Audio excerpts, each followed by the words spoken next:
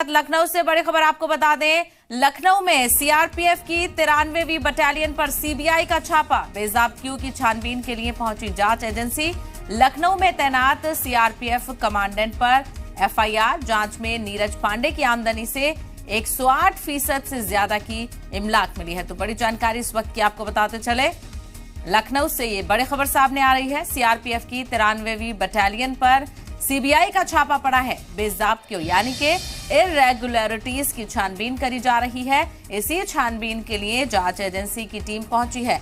लखनऊ में तैनात CRPF commandant पर एफआईआर दर्ज की गई है। जांच में नीरज पांडे की आमदनी से 108% ज्यादा की इमलाक मिली है। तो बड़ी कार्रवाई सीबीआई की जानिब से इस वक्त देखी जा सकती है। 108% से ज्यादा की आमदनी का खुलासा हुआ है।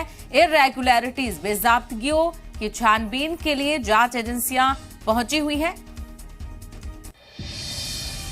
तो लखनऊ से सीआरपीएफ की 93वीं बटालियन पर सीबीआई का छापा, यानी अब सीआरपीएफ भी सीबीआई की जद में आ गया है। इर्रेगुलरिटीज की छानबीन के लिए जांच एजेंसी पहुंची है लखनऊ में तैनात सीआरपीएफ कमांडेंट पर एफआईआर दर्ज की गई है। जांच में नीरज पांडे की आमदनी से 108% ज्यादा की इमलाक मिली है।